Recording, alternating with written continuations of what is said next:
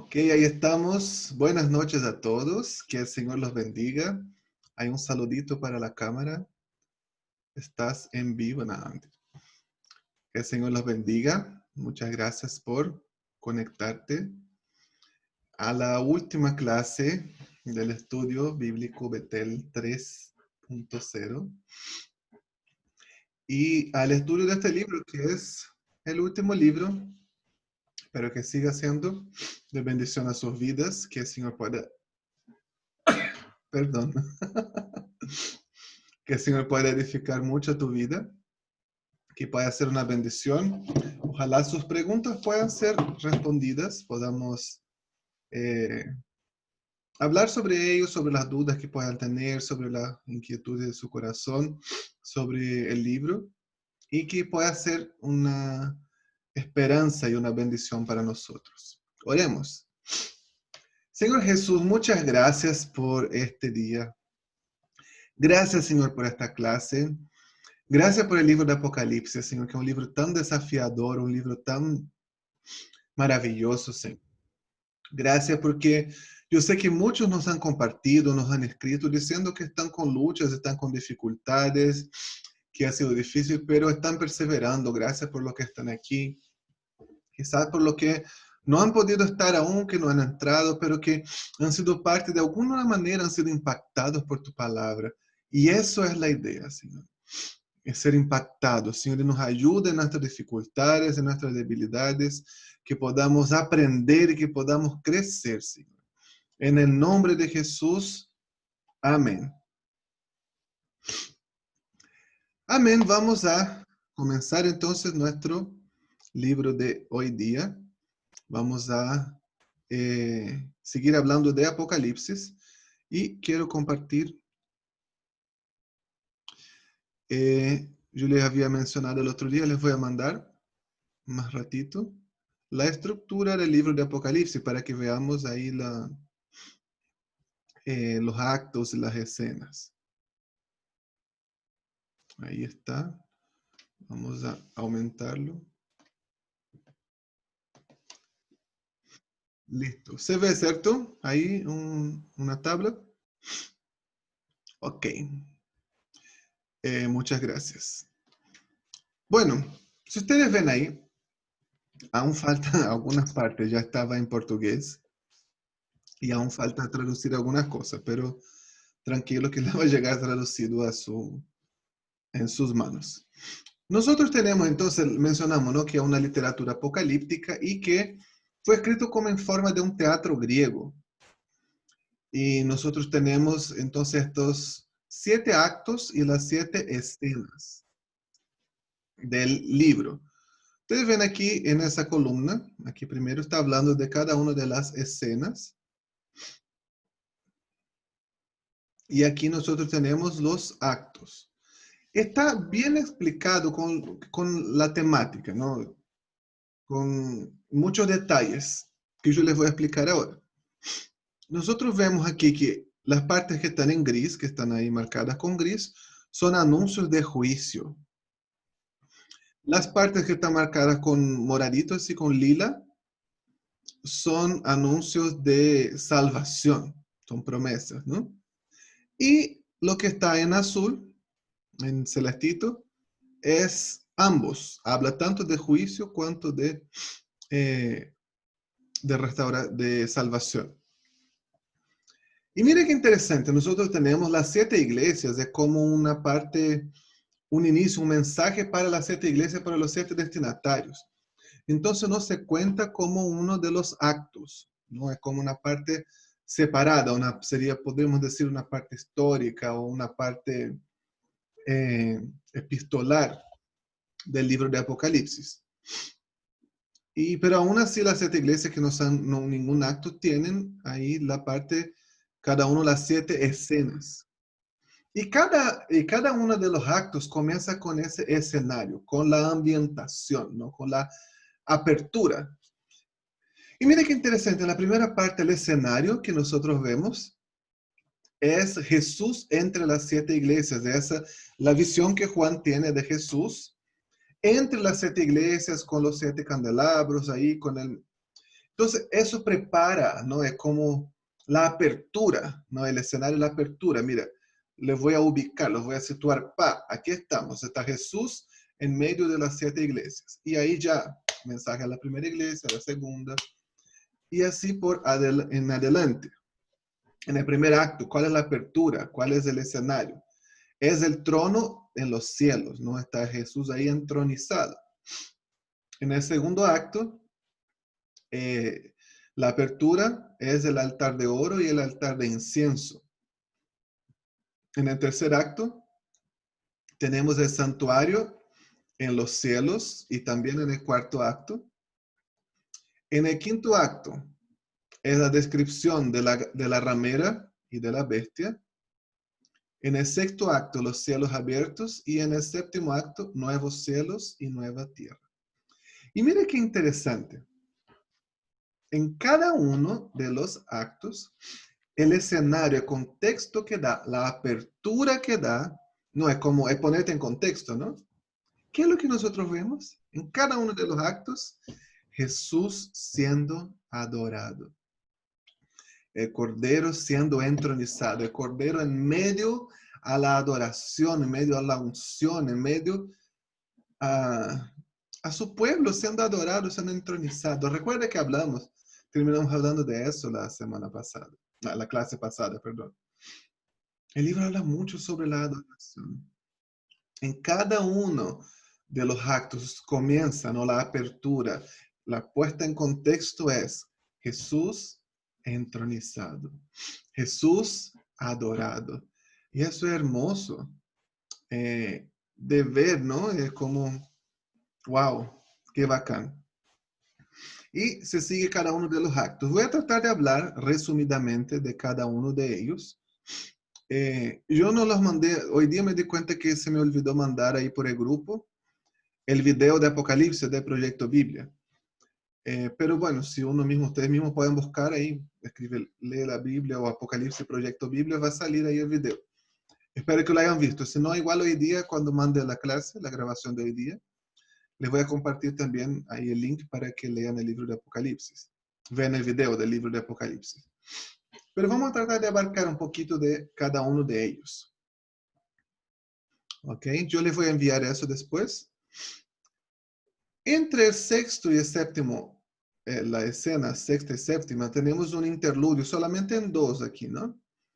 ¿Qué es un interludio? Es como un momento entre una escena y otro. Nosotros, hasta mismo en el culto, cuando hablamos de liturgia, no sé si los que son de iglesias más tradicionales, ahí se recuerdan de eso. Yo me recuerdo de niño y en la iglesia, como con un culto muy litúrgico, parte de la liturgia del culto era el preludio, así como una canción solemne para comenzar el culto, y después al final estaba el postludio. Un interludio es como eso, una introducción, como un cambio entre una escena y otra, ¿no? Puede ser un preludio, un postludio o un interludio. Y tenemos esos dos interludios que se hace ahí, que uno son los 144,000 y el segundo son los dos testigos. Según lo que yo les compartí, ¿no? En la semana pasada, las diferentes interpretaciones del libro, nosotros podemos ver que los diferentes actos, ellos están abordando los mismos sucesos, pero de puntos de vista o de perspectivas diferentes. Están desvelando, eso es lo que significa Apocalipsis, ¿no? Ellos están revelando, están desvelando lo que está por detrás, están mostrándonos el mundo espiritual, el final de las cosas, qué es lo que va a suceder. Y cada una de las veces se termina con la victoria del Cordero, con el Cordero victorioso. Y eso es lo que debe traer esperanza a nuestro corazón. No nos olvidemos nunca de eso. Siempre tengamos en mente, la victoria del Cordero es cierta. Él va a vencer. Comienza con el Cordero exaltado, con el Cordero adorado, y siempre termina con la victoria del Cordero. Nosotros tenemos aquí, ¿no? Actos apocalípticos, ¿no? Las 7 iglesias no está dentro de la parte de los actos apocalípticos. Y tenemos según esa, ¿no? Esa estructura del teatro griego. La primera parte, ¿qué es lo que sucede en la iglesia? Y la segunda parte es, ¿por qué suceden las cosas en la iglesia? ¿Ya? Y tenemos aquí esas dos últimas partes, por lo general, la escena 6 y la escena 7, hacen siempre alusión a la segunda venida. Y los últimos actos también hacen alusión a la segunda venida. Yo les voy a mandar eso. Creo que usted puede quedar horas solamente observando esa estructura. Es muy completa, es muy inteligente, es muy didáctica, pero no te encasilles mucho en eso. Ay, ¿por qué tal parte habla así? No, es como una representación, ¿no? Alguien estudió mucho, leyó, identificó los momentos del teatro griego, de la estructura del libro de Apocalipsis ahí, pero no encasilla el libro. Nunca comentamos este error, ¿no? De encasillar, de estar mirando solamente por un lado. No, no lo haga. Así que después les voy a mandar la estructura del libro de Apocalipsis. Abordemos algunas de las preguntas que nosotros tuvimos. Varias personas me preguntaron sobre la primera parte del libro, ¿no? Cuando dice que Jesús ahí entre los 7 candelabros, la primera parte. ¿Y por qué dice que escribe al ángel de la iglesia? Esa primera parte, la parte de las 7 iglesias del libro, es la parte que habla sobre la gente, dirigida específicamente a la gente que estaba sufriendo persecución. Y el libro comienza, ¿no? 1:1. Esta es una revelación de Jesucristo. Esa es la idea, hablamos de eso en la clase pasada también, revelar, contar a los que están ahí, los que están sufriendo, el final de la película para que se consuelen con este mensaje. Voy a escribir aquí en el chat. La palabra revelación en el original, en el griego, es apocalipsis. Casi como se escribe para nosotros. ¿Qué es lo que significa apocalipsis? Es comúnmente traducido como revelación. Pero no es revelación así como sorpresa, que a veces uno habla de revelación, suena como eso, nada, una revelación, sorpresa. O una persona como el actor o la actriz revelación. Nadie estaba esperando que iba a salir bien y al final se ganó el Copihue de Oro. Oh, la revelación del año. No se trata de ese tipo de revelación, sino es literalmente como correr el velo. Es como algo que estaba oculto, algo que estaba tapado y de repente se va a revelar. Es como que, mira,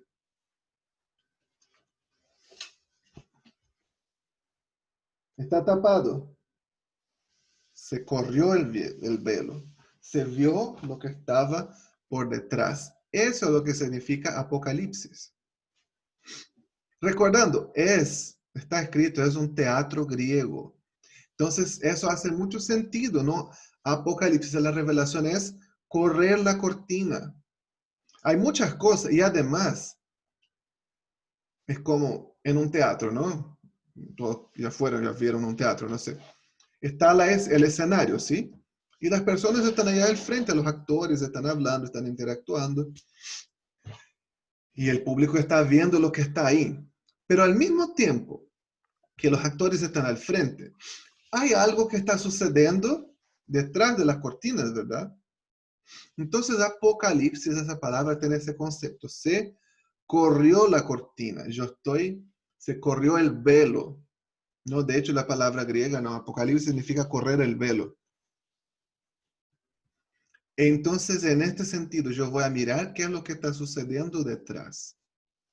Y eso es mucho de lo que el libro hace, ¿no es cierto? Nosotros no solamente vamos a tener la perspectiva física o terrenal de qué es lo que está sucediendo, sino vamos a tener también esa perspectiva espiritual, qué es lo que está sucediendo detrás de las escenas que yo ignoro, pero que sí está sucediendo. ¿Recuerdan el libro de Job? Ah, cómo olvidarlo, ¿no? Cuando la Cristina decía, nos contaba de ese diálogo que está en el cielo, delante del trono de Dios. Era una realidad, ¿verdad? Pero Job no lo sabía. Entonces, cuando en el momento, si este diálogo divino entre Dios y Satanás fuera revelado a Job, era como un apocalipsis. Se corría la cortina y a Job le era revelado lo que sucedía en el ámbito espiritual. Y es la revelación de que Jesucristo está dando la revelación de las cosas.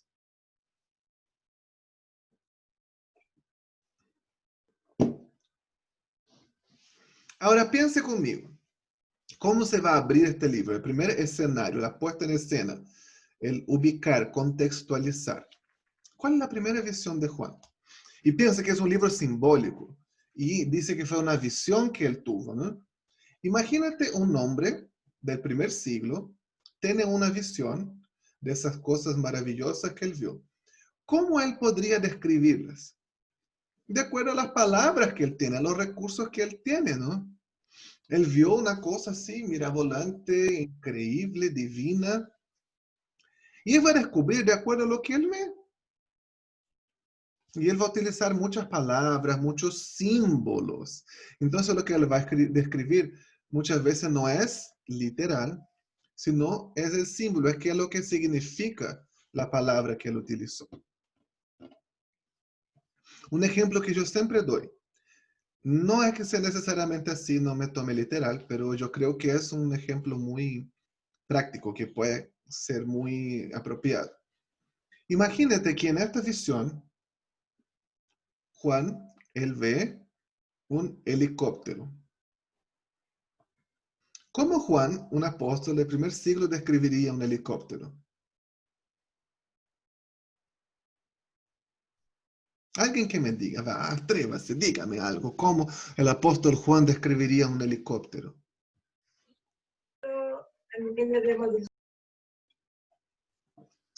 No se escuchó muy bien. Sería como un ave de acero con alas que dan vueltas sobre su cuerpo. Claro, podría ser, ¿no? Algunos pusieron una ave gigante como un pájaro. Hay una descripción en el libro de Apocalipsis, él dice que vio una nube de langostas y el sonido de sus alas era como el marchar de un gran ejército.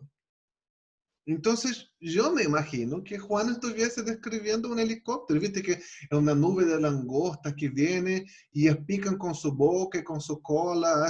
Él podía estar describiendo, por ejemplo, un helicóptero en la guerra, trayendo destrucción, trayendo muerte, lanzando bombas, qué sé yo.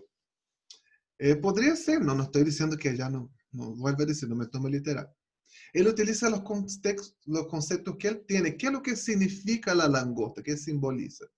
Siempre a la langosta ha simbolizado la devastación, ¿no? La que viene, se come todas las cosechas, se devora todo. El sonido de sus alas como un ejército, ¿no? El ejército, el sonido de la intimidación, de la fuerza.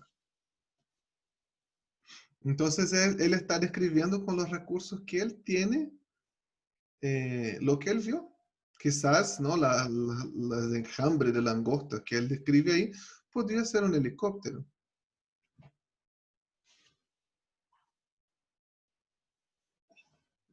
¿Cómo describiría un avión, será? Un avión lanzando bombas. Podría describirlo como un dragón, una bestia que vuela y lanza fuego por su boca. Entonces, ya no estoy diciendo que la guerra del futuro, pero podría ser, recordemos de eso. ¿Cuál es la primera descripción que tiene? Jesús en medio de las 7 iglesias. ¿Y cómo es la descripción que él hace de Jesús? Él dice, ¿no? A partir del versículo 7. Miren, él viene en las nubes del cielo y todos lo verán, incluso aquellos que lo traspasaron, y todas las naciones del mundo se lamentarán por él. Yo soy el alfa y el omega, el principio y el fin, dice el Señor Dios. Yo soy el que es, el que siempre será y el que aún está por venir, el Todopoderoso.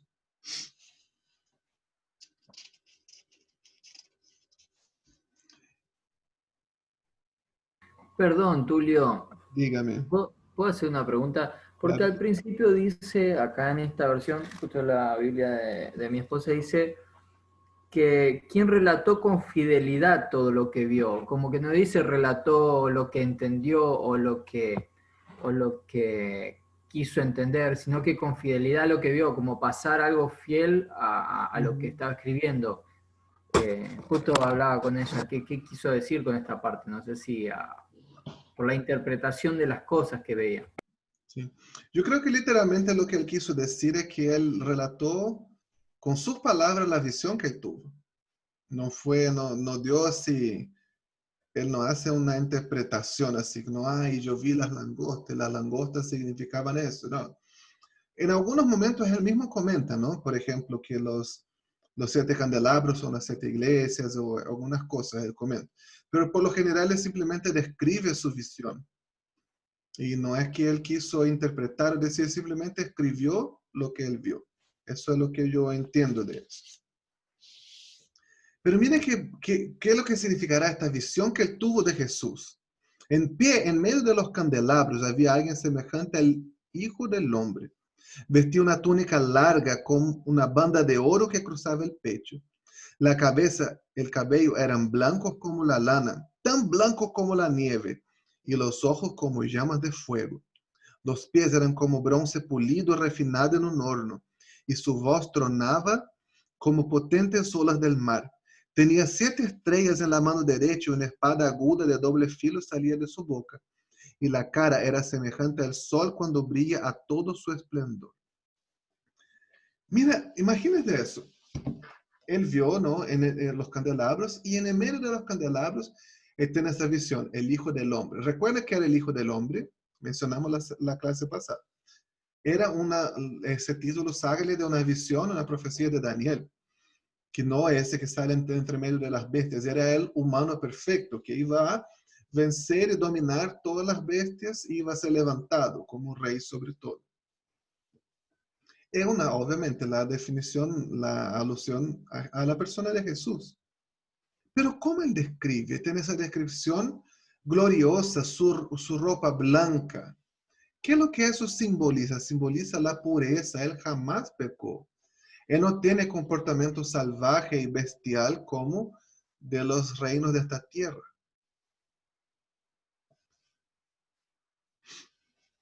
Y todas las descripciones de ellos son descripciones gloriosas, ¿no? Tienen que ver, simbolizan diferentes cosas, simbolizan la pureza, simbolizan la divinidad, la humanidad, la espada aguda de su boca, que es de su palabra. Ahora mire qué interesante, ¿dónde él tiene la visión de Jesús? ¿Dónde estaba Jesús? Él estaba en medio de los 7 candelabros. Y los 7 candelabros eran las 7 iglesias. ¿Cuál es el contexto del libro? Las iglesias estaban sufriendo persecución. Domiciano estaba matando gente, estaba hiriendo, estaba persiguiéndoles duramente. ¿Y dónde estaba Jesús mientras ellos estaban siendo perseguidos? Estaba en medio de las 7 iglesias. Ellos estaban sufriendo, pero ¿quién estaba con ellos? Estaba Jesús. ¿Y qué estaba Jesús? Estaba Jesús así. Como esos cuadros, a veces uno entra en la casa de las abuelitas, ¿no? Y tienen un Jesús así.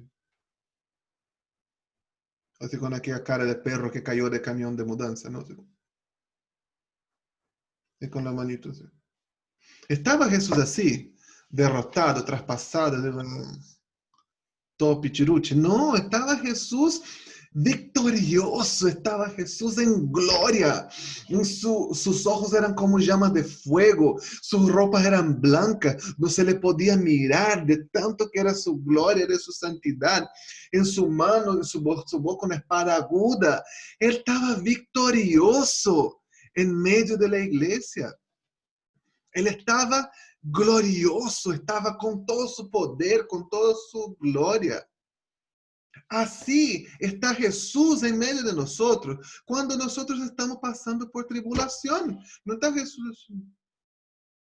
O con aquella cara de compasión, de ti, no, pobre de mi hijito, mira lo que le están haciendo. No, Él es victorioso y a veces nosotros actuamos como si Jesús fueron derrotados. Fuera alguien poca cosa, alguien poca monta, que no puede arreglar mis problemas, que es débil. Y yo te quiero decir, si tú piensas eso, cambia de parecer.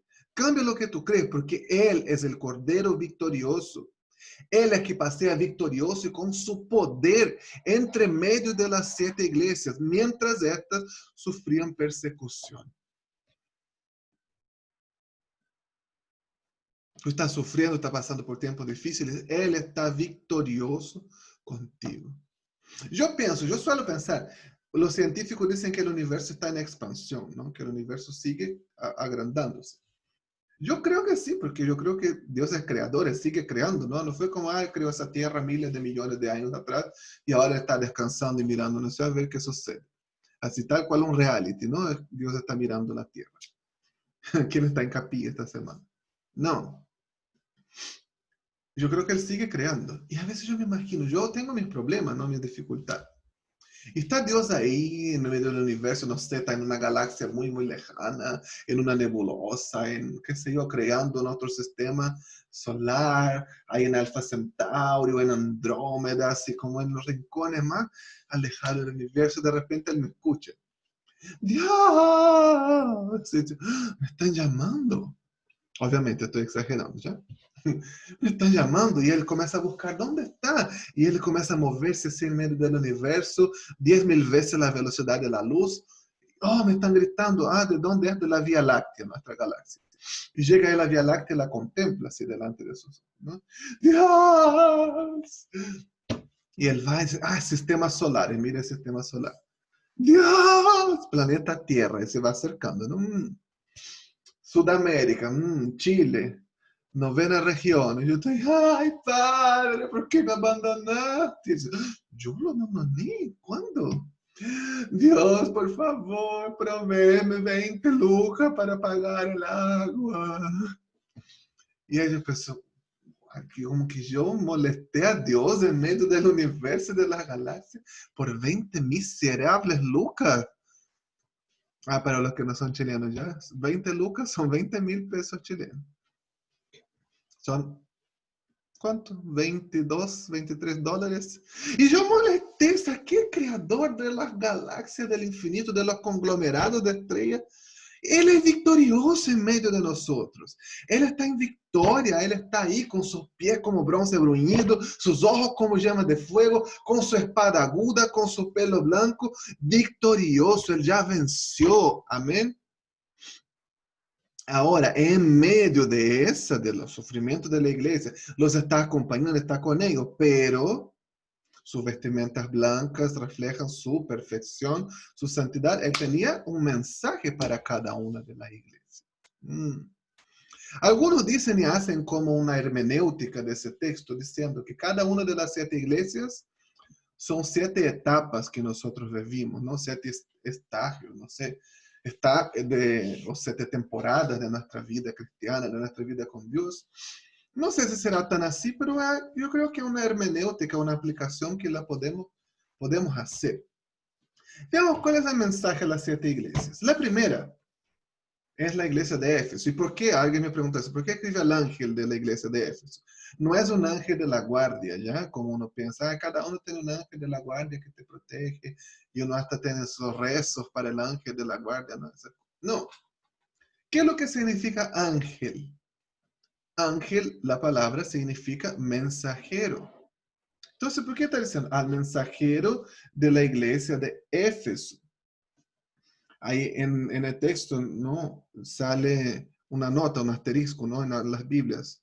En el texto que yo le mandé, me parece que también sale, o sea, como un asterisco y al lado dice, ángel o al mensajero, también en 2:8, 12, 18. Al mensajero significa que Juan está teniendo esta visión del trono celestial, del cielo, del firmamento, de todo eso que él vio. Y está diciendo, yo tengo un mensaje para la iglesia de Éfeso. Simplemente eso, no es que era el ángel de la guardia, el encargado de bendecir o de maldecir, no. Nada, simplemente es el que va a entregar el mensaje a la iglesia de Éfeso. Y algo interesante que en las iglesias nosotros tenemos, es una figura literaria muy común también en el lenguaje hebreo. que nosotros llamamos el quiasmo. ¿Qué es el quiasmo? Un quiasmo. Un quiasmo es una figura literaria que repite, no tiene un ritmo, un patrón de escritura para enfatizar un tema.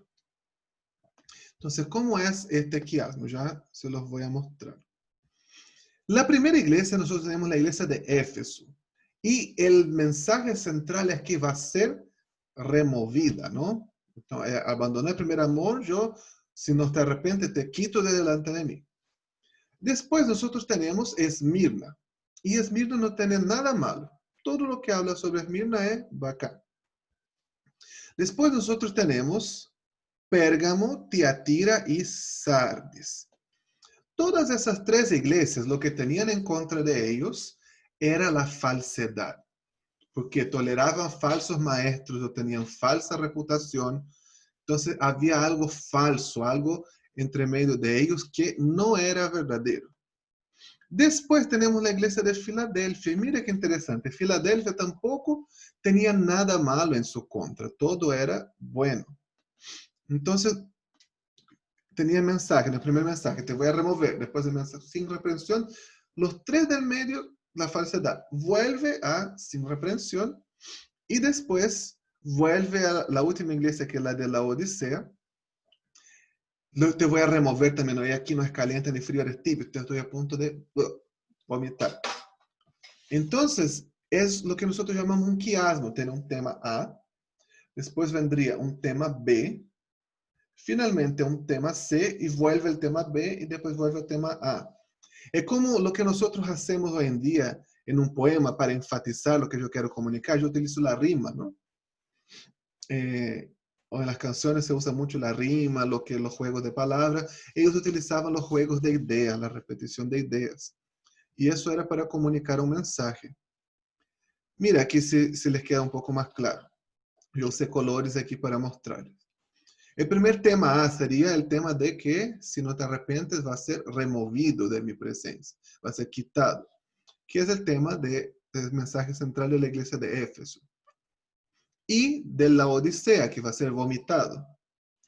Entonces, en los dos extremos del tema A tenemos ser quitado delante de Dios. Después tenemos el tema B, que está ahí representado en amarillo, que son ambas iglesias que no tienen ninguna reprensión, solamente tienen cosas buenas a su favor.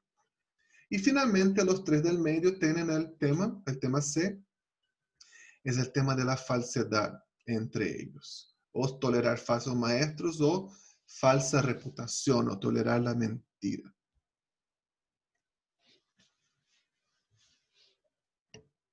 Veamos ahora el mensaje de la iglesia de Éfeso. La estructura de las iglesias siempre va a comenzar, ¿no?, con la descripción de Jesús delante de esa iglesia. Escribe esta carta al ángel de la iglesia de Éfeso. Este es el mensaje de aquel que tiene las 7 estrellas en la mano derecha, de que camina en medio de los 7 candelabros. Yo sé lo que hace tus obras, que son mucho más grandes. Éfeso era la capital de Asia Menor. En Éfeso trabajó el team de oro, el team del creme de la crema, así. Pablo, Priscila, Aquila, Timoteo, Apolo. Los superapóstoles. No, nunca se dieron ese título, ¿no? Pero bueno, es una broma. Pero una iglesia que tuvo gente bacana invirtiendo en ella. Y hacerlo, y tratar de programarlo, conversar con el pastor José, porque es importante. Entonces, el mensaje es, yo veo todo lo que haces. ¿Y sabe qué es lo interesante? Nosotros necesitamos saber que Dios ve todo lo que hacemos. Ay, yo hice tantas cosas buenas, yo he ganado tantas almas, tantas piedras en mi corona celestial. Si lo has hecho, Dios lo ha visto. Y no dudes que lo ha visto, porque Él sí lo ve. Siempre. Y yo sé todo eso, pero tengo algo en tu contra. Has dejado tu primer amor. Muy famoso ese texto, ¿no? ¿Qué es lo que está diciendo? Haces tanto y pasas tan poco tiempo conmigo. Hablas tanto de mí, pero no hablas tanto conmigo. Me amabas tanto al comienzo y ahora no me amas tanto. Y ese mensaje es súper fuerte, ¿no? Su represión es, mira dónde has caído y arrepiéntete y vuelve. Y yo te hago esta pregunta, querido hermano. ¿En qué momento comenzaste a hacer más por Dios que a hacer con Dios? ¿En qué momento comenzaste a trabajar mucho y disfrutar poco de su presencia? ¿En qué momento el servir a Dios dejó de ser algo que yo disfruto y se volvió una carga para ti? Porque cuando el ministerio, cuando el evangelizar, cuando las cosas, ¿no? Las actividades cristianas, por así decir, se vuelven una carga, es una señal de que hemos abandonado el primer amor.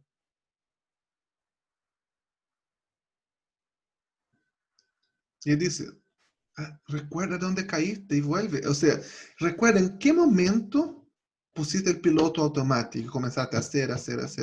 ¿En qué momento dejaste de orar y depender de Dios? ¿En qué momento comenzaste a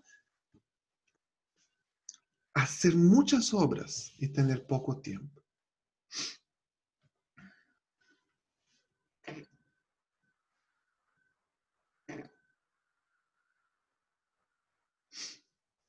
Digo que tenía algo a su favor también, ¿no? Que odiaba a esos nicolaitas que eran falsos profetas. No quiero entrar mucho en su doctrina, pero resumiendo, eran falsos profetas. El mensaje de la iglesia de Esmirna. Esmirna, qué bacán, ¿no? Que no hay nada en su contra. Genial cuando dicen que no hay nada en tu contra, ¿no? Esmirna todavía existe, esta ciudad, la segunda ciudad más grande de Turquía actualmente, después de Estambul. Obviamente no la misma Esmirna, ¿no? Romana, pero cerca de las ruinas de la antigua Esmirna está la ciudad moderna de Esmirna. ¿Qué es lo que dice? Conozco tu sufrimiento, tu pobreza, pero eres rico. Conozco la blasfemia de los que se te oponen. No tengas miedo. ¿Sabe lo que eso nos habla?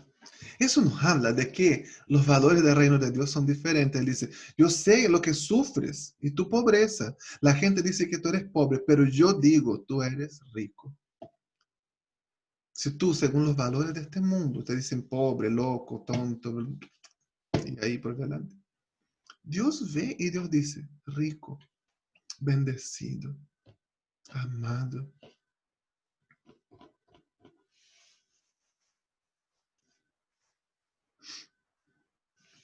Y el mensaje que es, permanezca. Nosotros muchas veces pensamos que no tenemos nada, ¿cierto? No tengo nada. No, si estoy aquí sufriendo, matándomela por Dios, y que lo logré, nada. Pero ¿según quién? Según los ojos de quién. Porque las cosas espirituales, los logros espirituales, muchas veces, algunas veces sí, se ven en ese mundo. Pero muchas veces los logros espirituales se ven con los ojos de la fe. Y muchos jamás se van a ver. Nosotros tenemos que entender eso. A veces queremos simplemente pensar en las cosas que yo logro ver, los resultados que yo logro ver. Y no es así. Años atrás, una vez, vino un equipo de Estados Unidos a la base de Pichilemu, donde yo estaba en ese momento. Y estaban compartiendo el libro de Jeremías y me pidieron traducir. Y yo casi no pude traducir, así como, ministrado con la clase, no podía porque estaba traduciendo. Y yo me recuerdo que la profesora fue y dijo, Jeremías, era un profeta exitoso. Ah, sí, Jeremías, no, súper bacán, I love Jeremías. Y dijo, él estuvo predicando 50 años de su vida. Nadie en Jerusalén se arrepintió. Él era el hombre más odiado de la ciudad de Jerusalén. El rey no le escuchó. Vinieron los babilónicos, sitiaron la ciudad, destruyeron el templo y los muros. Y al final de su vida, él se sienta sobre las ruinas de Jerusalén y se pone a llorar. Y los pocos que sobrevivieron le preguntan, Jeremías, ¿qué tenemos que hacer? Jeremías dice, permanecen en esa tierra. Dice, no, no te creo, estás mintiendo. Nos vamos a Egipto. Y se van a Egipto y Jeremías va con él. ¡Wow! ¿Qué logro tuvo Jeremías según ojos humanos? Ninguno. pero según los ojos de Dios. Tiene fama de pobre, pero era rico. Yo veo tu sufrimiento, yo veo. Y él dice, ¿no? Los que salgan vencedores no sufrirán daño de la segunda muerte. Nuestros valores no son de este reino, no son de este mundo. Seguimos. Pérgamo.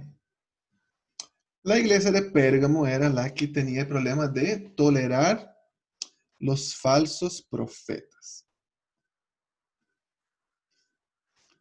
¿Toleras a alguno entre ustedes que mantiene la enseñanza de Balaán y algunos nicolaitas? ¿Qué falsa profecía, qué falsa enseñanza tú toleras? ¿Cuánta falsa enseñanza nosotros escuchamos hoy en día? La iglesia es bombardeada por cuántas falsas enseñanzas. Mire, te digo que no son pocas. ¿Y qué toleras tú? Yo he escuchado en esos años tantas cosas. Tanta gente, bueno, no sé si hacer o no hacer cristiana. No, mejor no. Pero yo lo hice. Yo lo creo. Tanta gente que dice, ¿no? Ay, soy cristiano, amo a Jesús. Y tolera tantas cosas. Yo he visto tanta gente clamarse cristiana, pero vivir una vida sexualmente activa fuera del matrimonio sin ni dolerle a la conciencia. No estoy diciendo, no sé, hay gente, mejor no. No estoy diciendo caer ocasionalmente en pecado. Estoy diciendo vivir deliberadamente así. Y está bien. Yo he visto pastores poner gente que convive como marido y mujer sin ser casado para liderar la alabanza de una iglesia. Ay, que como que juzga a las personas. No estoy juzgando. Es lo que la palabra dice. La palabra eso le llama fornicación. ¿Cuánta gente yo he visto hacer? ¿Cuánta gente? Yo he visto gente cristiana decir, ay no, pero ¿cuál es el problema? Que dos personas del mismo género estén juntas y amor es amor. No estoy hablando de gente de ahí, de afuera, no. Estoy hablando de gente que va a la iglesia. Pero no soy yo que estoy hablando. Y YouTube, no me bloquee mi video, por favor. Por lo que dije. No soy yo que estoy hablando. Es la palabra de Dios que lo dice. Y toleran. ¿Qué cosas toleras tú? Quizás de ejemplos muy extremos, ¿no? De la inmoralidad. Pensando en cosas más sencillas que uno tolera a veces. No. A veces hasta cosas sencillas. Mentir en tu edad en las redes sociales. Decir que, no sé, cambiar tu dirección para que te den una cuenta de Spotify, qué sé yo, cualquier cosa. Son pequeñas cosas que nosotros toleramos a veces. Pero ¿sabes qué el Señor nos dice en el través del mensaje de Pérgamo? Él no lo tolera. ¿Qué yo tolero que debo dejar de tolerar? Ya sigamos, porque hay Apocalipsis muy grande. Tiatira, la famosa, ¿no? Y aquí tengo contra ti que toleras a Jezabel, esta mujer que se dice profetiza, pero la sierva misma del cachudo.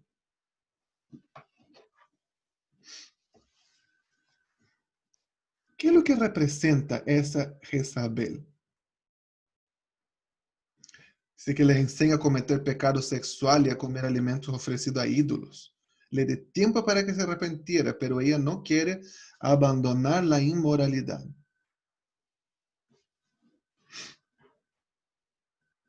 Tú toleras personas que te llevan por el mal camino, que te llevan a pecar, a transgredir los mandamientos de Dios. Ay, pero que yo soy su amigo. No estoy diciendo que no tiene que tener, todos tus amigos tienen que ser santos, inmaculados. No, no estoy diciendo eso.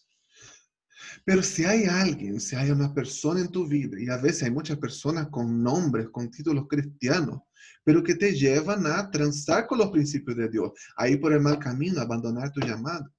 Hay personas, consejeros que tú toleras en tu vida, que te hace transgredir los mandamientos y el llamado de Dios.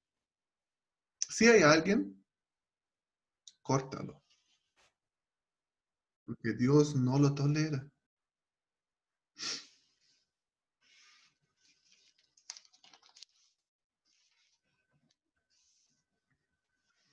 Y el mensaje de la iglesia de Sardis. Hay mucha gente que habla, ay, qué terrible Filadelfia, no sé qué. Perdón, la Odisea.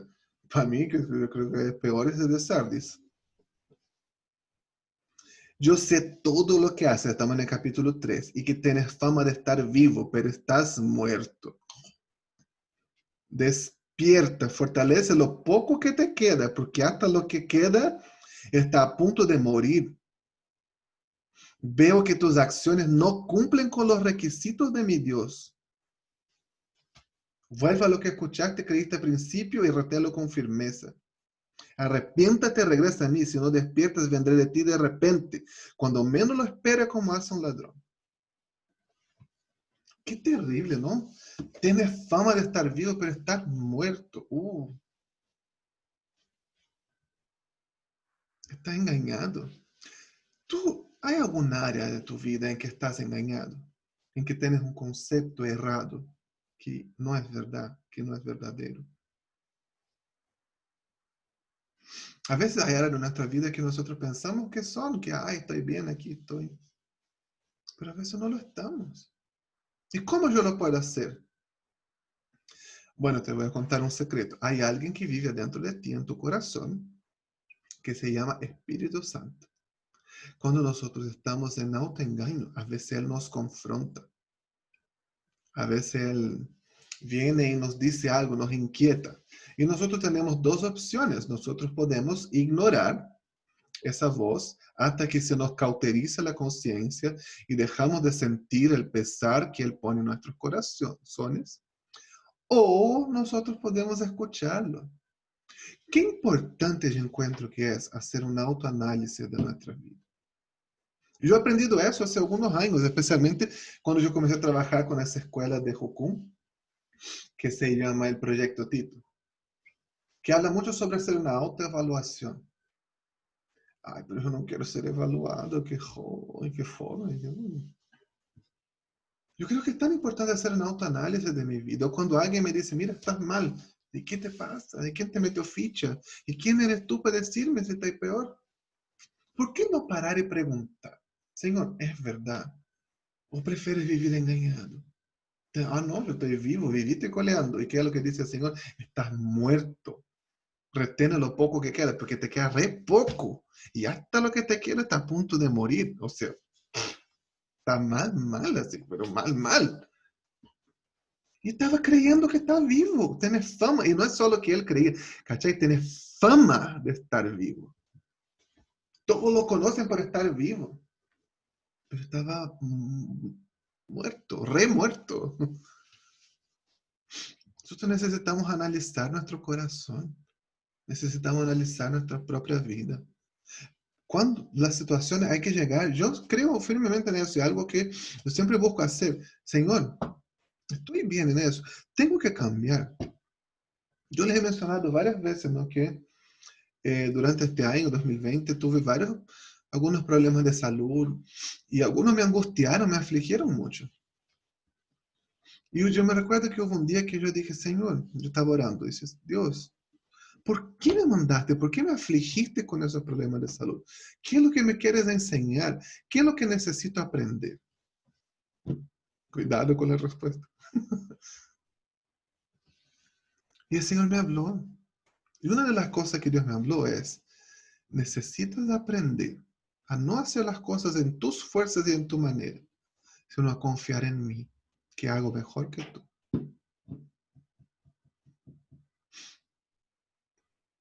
Y muchas veces cuando yo llego a hacer las cosas, yo quiero hacer bien. Si hay una cosa que me apesta en este mundo, es la mediocridad. Son las cosas mal hechas, así, ¿cachai? Como, detesto. Entonces, cuando yo tengo que hacer algo, Dios me da un desafío. No, yo voy a hacer bien. Y yo voy a sudar la gota gorda, pero la voy a hacer bien. Pero en esa, o pocas veces, casi nunca, ya, pocas veces en mi vida ha pasado eso. De olvidarme de orar, de preguntar a Dios, de buscar renuevo y fuerzas en Él, y hago por las mías nomás. Y termino así, hecho bolsa, cansado, enfermo, estresado, irritable, malhumorado. Yo creo que en muchos años de hacerlo, me hizo desarrollar síndrome del intestino irritable. De verdad, no es broma. Yo me recuerdo que el año pasado, cuando fue la EDE comunitaria aquí en Temuco, yo iba a quedar a cargo de la cocina, ¿no? Un lugar muy fácil para producir estrés. 90 personas esperando que es lo que tú les cocinas. Y yo me recuerdo que un día yo fui a orar y dije, Señor, por favor, yo no me quiero estresar, ya me estaba doliendo la guata. Yo no me quiero estresar, ayúdame por favor, porque yo no puedo hacer. Mira, por mí mismo yo voy a pasar la semana entera con cólico, con dolor de estómago. Ayúdame por favor. Y sabe que yo me sorprendí tanto de que Dios me ayudó. Y un día se atrasó la comida, el pollo no se cocía nunca y era pollo congelado que compramos una caja grande. Y dejamos fuera de refri, pero hizo tanto frío esta semana que yo creo que el aire lo congeló, no sé. No se descongeló nunca el pollo. Y la gente en la cocina dice, ¡ay! Y la hora, y el pollo no se cose. Y uno me miró y dice, ¿por qué no estás estresado? Y yo pensaba dentro de mí así, no sé, ¿por qué no estoy estresado? Yo tuve que analizarme, preguntar, no, bueno, eso pasó esta vez, no es que pasa siempre. Y me estresaba y me hacía las cosas, me enfermaba y los nervios. Y Dios me dijo, yo te mandé eso, entre otras cosas, para enseñarte a hacer las cosas sin estresarte, para enseñarte a hacer las cosas a mi manera y no confiar en tus propias fuerzas. ¿Qué tienes que preguntar al Señor? El autoanálisis es una herramienta poderosísima en las manos de Dios. Úsala. El mensaje a Filadelfia. Filadelfia también no tiene nada malo en su contra, ¿no? Yo sé lo que te haces y te he abierto una puerta que nadie puede cerrar. Tienes poca fuerza. Sin embargo, has obedecido mi palabra y no negaste mi nombre. Qué mensaje más hermoso. Yo quiero ser la iglesia de Filadelfia. ¿Y sabe lo que eso me dice a mí? No necesito mucha fuerza. Yo no necesito todos los dones.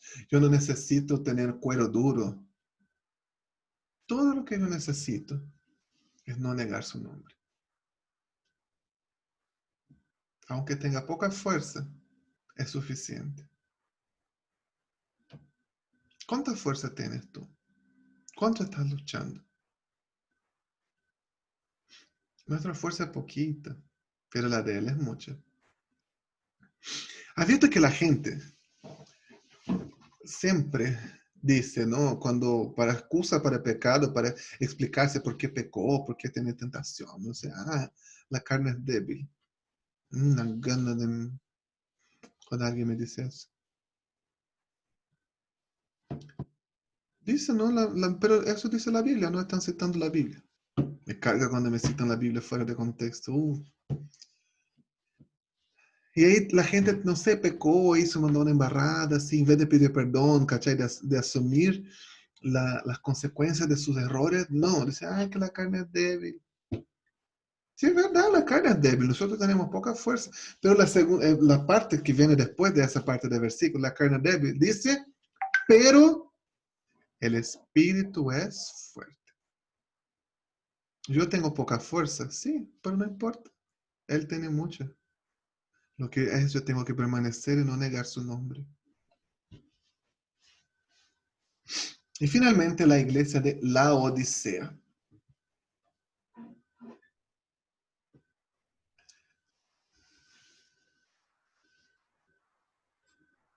Tú dices, yo estoy rico y abastado, no necesito nada. ¿Y qué es lo que dice? Eres pobre, ciego y estás desnudo. Wow, que es la verdad de Dios, ¿no?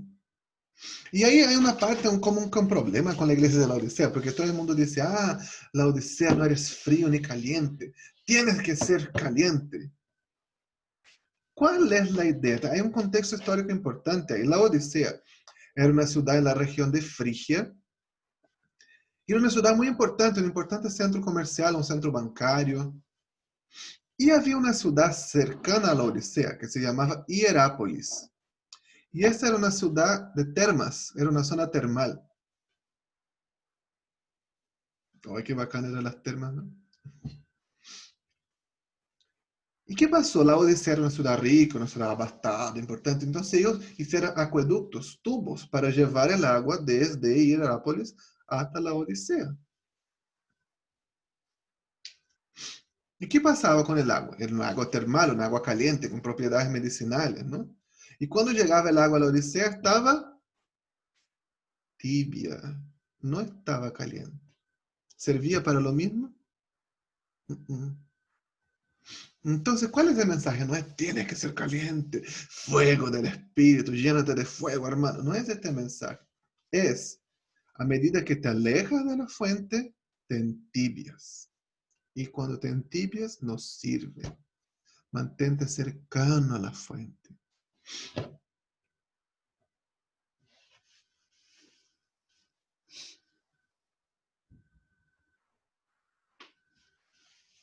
¿Estás cercano a la fuente o estás lejos? ¿Estás cerca de la palabra de Dios o te alejaste? Te estás cambiando la temperatura.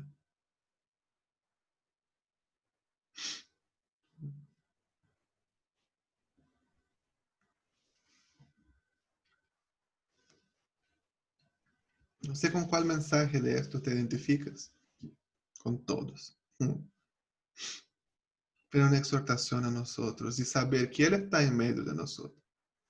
De la misma manera que Él mandó este mensaje a la iglesia, a las 7 iglesias que sufrían persecución, Él nos manda mensajes constantemente, ¿no? A través de su palabra, a través de, no sé, de sueños, de canciones, de otras personas. Él está en medio de nosotros. Y Él manda mensajes para corregirnos, para restaurarnos. Siempre terminaba cada una de las 7 iglesias. El que tiene oídos para oír, oiga. Y aplique. Siempre había una promesa, ¿no? Si te arrepientes, si te vuelves, yo tengo algo para ti, yo tengo algo mejor, una piedrita blanca, un nuevo nombre, bla.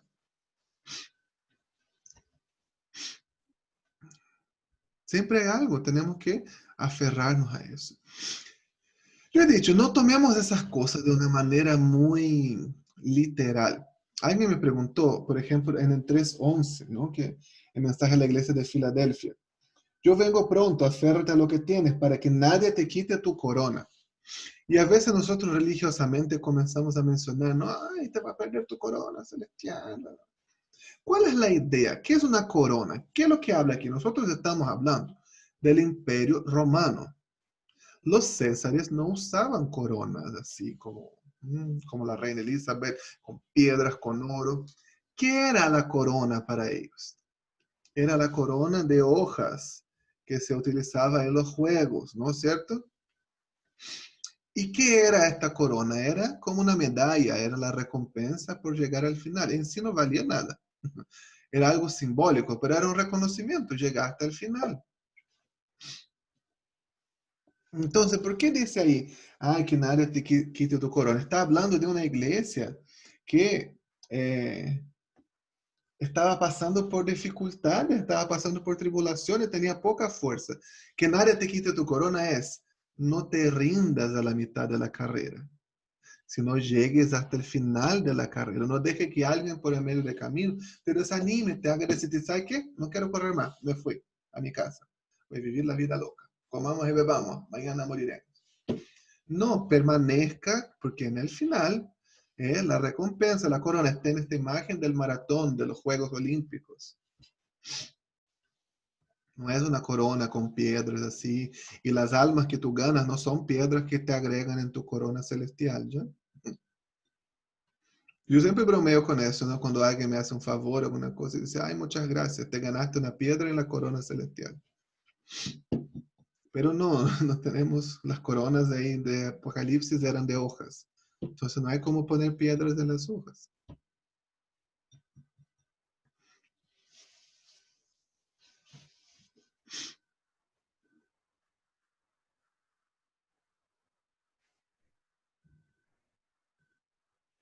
Yo no sé más alguna pregunta.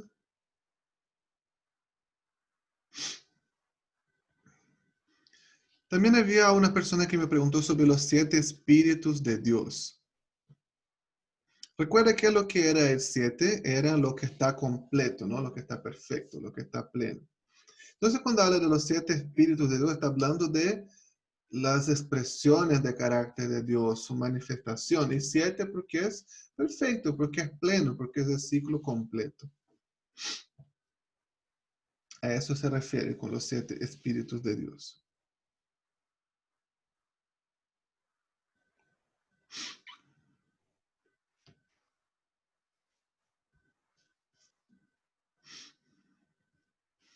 El primer acto se trata de los 7 sellos.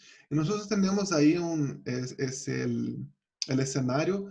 Es muy lindo, nos vemos a la adoración que estaba en los cielos, los ancianos, y que se buscó a alguien que era digno de abrir un sello. Siempre que yo leí eso, yo pensaba, como, ¿por qué un sello? La idea es que había un rollo, ¿no? Como un pergamino así. Y estos sellos que se usaban antiguamente, ¿no? Que era como cera líquida, ¿no? Cera derretida, y con un anillo se sellaba así como, como de que el mensaje era original, el autor lo sellaba, y que era como que se aseguraba de que no había sido leído, que no estaba quebrantado, ¿no? ¿Y quién podía romper estos sellos? ¿Quién podía abrir y leer el contenido del rollo? Nadie fue encontrado digno. Solamente el Cordero. ¿Por qué el Cordero es digno? ¿Cuál es la imagen del Hijo del Hombre? El humano perfecto. El humano, el único que pudo lograr derrotar el comportamiento de la bestia. El único verdadero, el único eterno. El humano perfecto. Y cada uno de los sellos trae algo, ¿no? Trae una consecuencia. Ahí me pregunta la corona de los ancianos. ¿En qué versículo sale eso? Si me hacen una pregunta, denme por favor la referencia para leer, para no sacar así como cualquier cosa de mi cabeza, sino para leer en el contexto.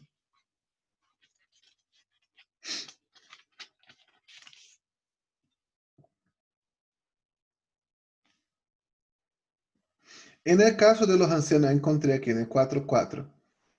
En el caso de los ancianos sí menciona que era una corona de oro.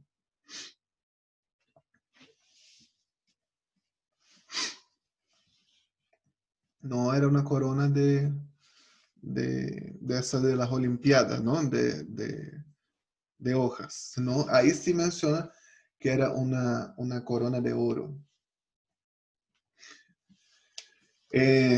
Yo creo que lo que se está refiriendo ahí, que los ancianos, recuerden que los 24 ancianos era la alusión de ambos pactos, ¿no? Del antiguo pacto y del nuevo pacto. Y en ese caso, la corona de oro sobre sus cabezas significaba su autoridad, no la autoridad del rey. Entonces, ambos se rinden, ¿no? Se postran delante del Cordero, que era el único digno, ninguno de ellos era digno. Como ellos no eran dignos, ellos se despojan de su autoridad y lo entregan delante del único que es digno, el único que tiene la verdadera autoridad. ¿Se recordaron de la canción? Traemos hoy ante tu altar nuestras coronas.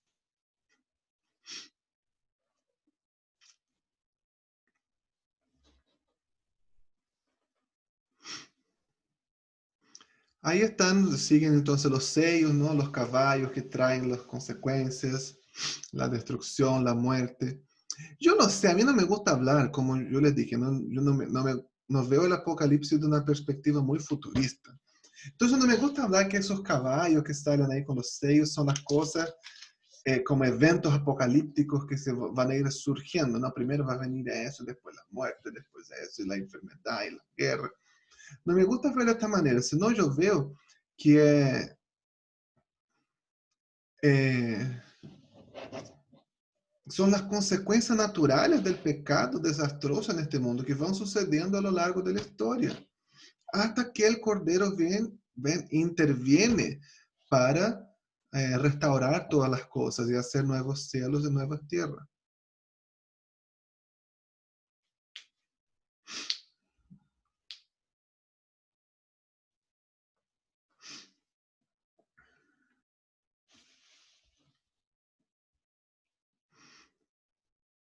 Recuerden que por lo general las escenas 6 y 7 están hablando sobre la segunda venida.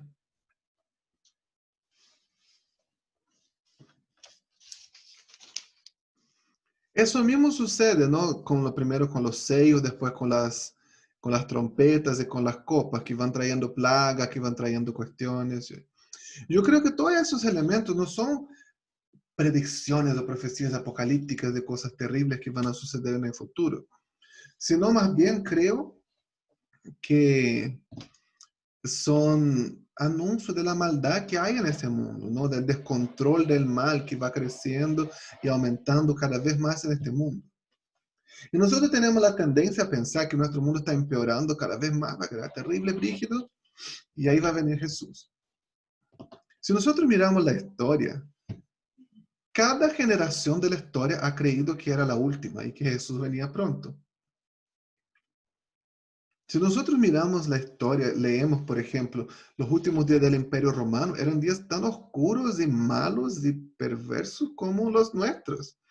En el final del Imperio Romano se hablaba súper normal de adulterio, de aborto, de asesinato, de injusticia, de violencia, no había derechos humanos. Era una sociedad terriblemente mala. Era una sociedad muy cruel. Y eso sigue sucediendo hasta hoy. Yo creo que son ciclos de violencia, ¿no? Y de maldad que se van repitiendo a lo largo de la historia. El otro día yo estaba viendo un documental de Netflix y hablaba sobre cada capítulo hablaba sobre algo. Y ese hablaba sobre la peste bubónica durante la Edad Media.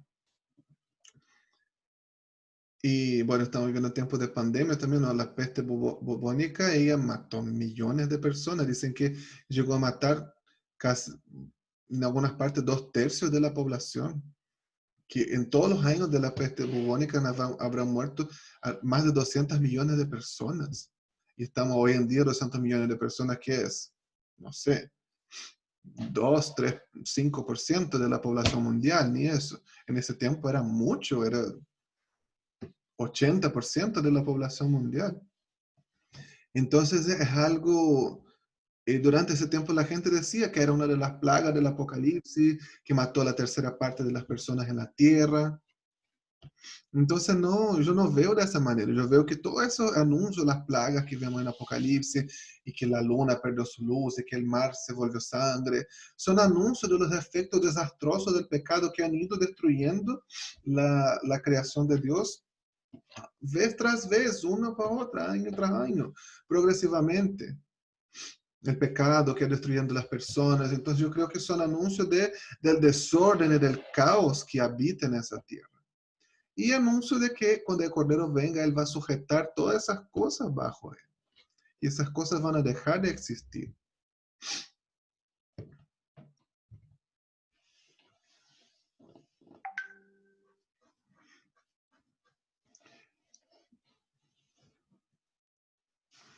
Capítulo 9, 14.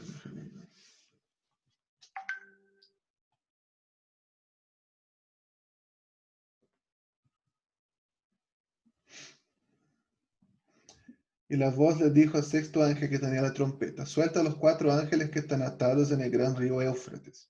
Entonces los 4 ángeles que habían sido preparados para esta hora, este día, este mes, este año, fueron desatados para matar la tercera parte de toda la gente de la tierra. Oí que su ejército estaba formado por 200 millones de tropas a caballo. Ahí está, yo creo que ese también son referencias a la destrucción y a la muerte que yo iba mencionando, que suceden en nuestro mundo. Son las consecuencias desastrosas del pecado. Ahora nosotros leemos, ay, pero ¿cómo así Dios mandó esas cosas? Entendamos también la cosmovisión de una persona, ¿no? De un judío del primer siglo. Los judíos, ellos entienden de que todo lo que sucede está bajo la voluntad de Dios. Y si todo está bajo la voluntad de Dios, fue Dios que lo mandó. Aunque no fue Dios que lo mandó, si Dios permitió, fue Él que lo envió. ¿Me entienden? Vimos hace poco el libro de Job. Miren ese tipo de cosmovisión. Para nosotros es un poco difícil de entender. Satanás y Dios estuvieron ahí, tuvieron su conversación celestial ahí, Job no sabía nada de eso. Y de repente ven todas las tragedias, ¿no? Desastre, ven a la casa de Job, él pierde todo. ¿Y qué es lo que él exclama? Jehová dio, Jehová quitó. Sea alabado su nombre. Ahora, ¿fue Jehová que lo quitó? No lo fue, ¿cierto? Fue el diablo, fue Satanás. Pero al Dios permitir que Satanás operara así, en su pensamiento, en su manera de ver las cosas, fue Dios que lo mandó. Existe mucho eso en la cultura judía, en los escritos del Antiguo Testamento, aún del Nuevo, que fueron escritos casi todos por judíos. Tiene ese tipo de pensamiento. Otro ejemplo que nosotros tenemos. Cuando Saúl, recuerda el rey Saúl, que él desobedeció a Dios y comenzó a quedar atormentado por un espíritu maligno. Y Samuel dice, un espíritu maligno de parte de Jehová atormentaba a Saúl. Y uno piensa, Dios estaba mandando un demonio que lo atormentara, o un ángel de luz para ser ángel de tormento. Como, ¿qué onda? Está eso. ¿Por quién fue escrito el libro de Samuel? No sabemos exactamente quién fue el autor, pero fue un autor judío, un profeta. Y él tiene esa cosmovisión de que todo lo que sucede está bajo la voluntad y el gobierno de Dios, lo bueno y lo malo. Entonces, si Dios en su soberanía sobre la tierra, sobre todos los seres creados, permitió que un espíritu maligno viniese a atormentar el ungido de Jehová, entonces Dios lo envió. Aunque no directamente lo envió, Dios lo envió porque Dios permitió de esta manera. Entonces, cuando nosotros vemos todos esos relatos de esas plagas, que Dios preparó el caballo que era muerte, el caballo que era... Yo veo de esa manera que Dios en su soberanía, Él estableció principios en este mundo. Él estableció reglas y Él no necesita, pero Él se somete a estas reglas. Él estableció que el hombre iba a ser el mayordomo de la tierra. Wow, lo estamos destruyendo. Pero fue el principio que Dios estableció y Él se somete a su propio principio. Y Él no va a intervenir, Él no va a transformar el gas carbónico en oxígeno de la nada. ¿Por qué? ¿Por qué no? Porque Él estableció que el hombre tiene que cuidar la tierra, va a dominar sobre la creación, los peces, los animales, las bestias, las plantas. Y Él se somete a este principio. Él creó, estableció las bases del mundo. Y el pecado entró al mundo. Entonces el pecado va progresando, las malas decisiones de las personas va empeorando las cosas, va quedando más y más feo. Pero no significa que Dios lo hace literalmente, que Dios lo envía. Sino que el Apocalipsis es como un echar un ojo así rapidito de lo que está ocurriendo detrás de las escenas. Entonces Juan como que les dice. Y vuelve. Entonces él tiene un vislumbre así, ¿no? Un destellito de lo que está sucediendo allá detrás. Y él nos relata eso. Pero no es que Dios tiene preparado maldad, muerte, sufrimiento, sino que son las nefastas, qué palabra bonita, son las nefastas consecuencias del pecado y de la muerte que operan en este mundo, pero que prontamente el Cordero va a venir y las va a sujetar y las va a destruir.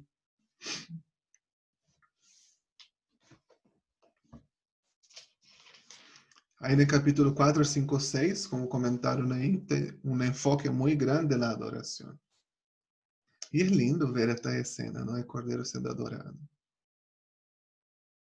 En el 3:11 yo ya lo comenté, el tema de las coronas, que la corona, esa que sale en medio de la iglesia de Filadelfia, no era una corona de oro, era una corona de laurel, ¿no? De hojas.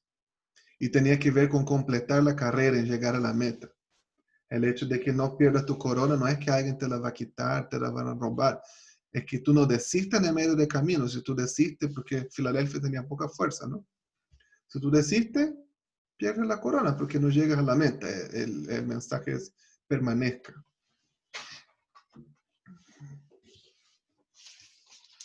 Quería comentar algo sobre el juicio que nosotros vemos, ¿no? Ahí hubo varias preguntas sobre eso. ¿Qué es lo que va a suceder al final? Eso que van a ser juzgados por sus obras, por lo que hicieron en la tierra. ¿Quiénes van a ser juzgados por su obra o por lo que hicieron en la tierra? Buena pregunta. Y esa va a ser la pregunta que nosotros vamos a discutir. Vamos a tener 5 minutos para hacerlo. ¿Ok? Y después vamos a ver qué es lo que nosotros encontramos.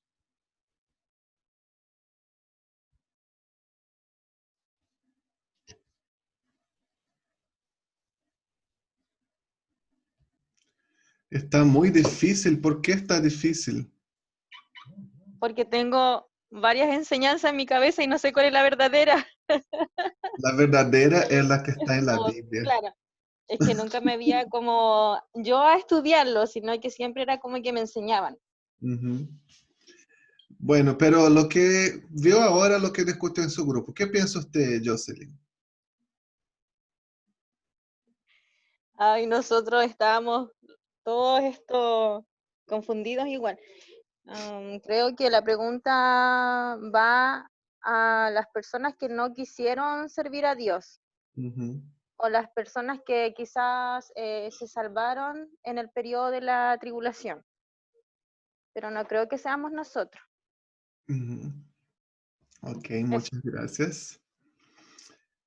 Ahí dice, me pasa igual, muchas enseñanzas, las falsas doctrinas. El otro día yo les dije, y les voy a recordar ahora, si a veces uno dice, ay, que muchas falsas enseñanzas me enseñaron mal. Y bueno, la culpa es de usted, porque le enseñaron mal y nunca leyeron la Biblia para ver que estaban enseñando mal. Si hubiesen leído la Biblia, iban a saber que le estaban enseñando errado. Así que, toma. Eh, Daniela Cucho dice, tengo conflictos internos con lo del juicio. Bueno, el juicio es parte del carácter de Dios también. Nosotros no podemos ignorar, sino que hay que entender que el carácter de Dios incluye obviamente la gracia, la misericordia, pero también incluye el juicio. Necesito ya 2 personas, Jocelyn ya compartió, más, por favor, 2 personas que compartan rápidamente. ¿Quiénes son los que van a ser juzgados por sus obras?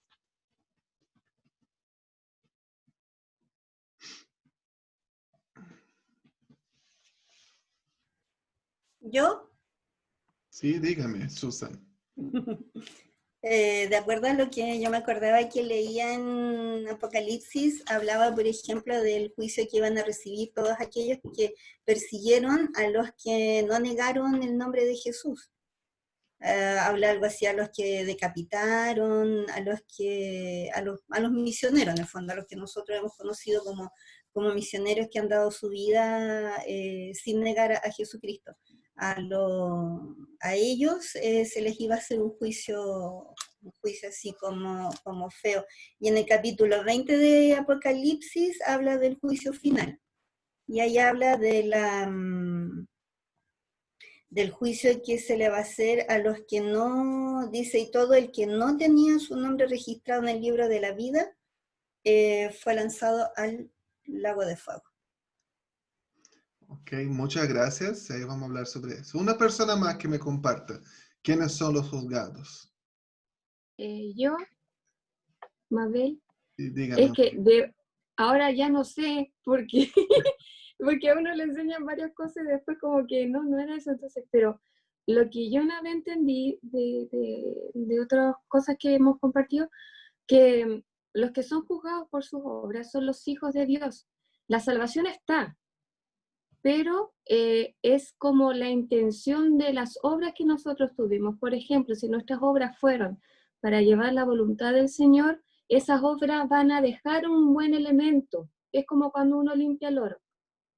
Pero si nuestras obras realmente fueron como para agradar al hombre, no va a quedar nada, es como si fuera paja. Entonces, de eso se va a ver cómo estuvieron tus obras, casi como cuánto pesas, una cosa así. Así me lo enseñaron a mí, así lo entiendo yo. Ahora, si usted me dice otra cosa, bueno, ahí lo vamos a aplicar.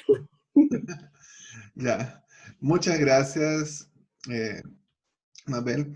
Yo creo que ese texto que dice que usted mencionó ahí de que las obras de algunos eran oro y plata, otros eran paja y madera, Está hablando en otro contexto, ¿no? Hablando de las obras de uno, de que nosotros tenemos que demostrar a través de nuestra vida, ¿no? Dar testimonio de Cristo, no solamente como, estoy salvo.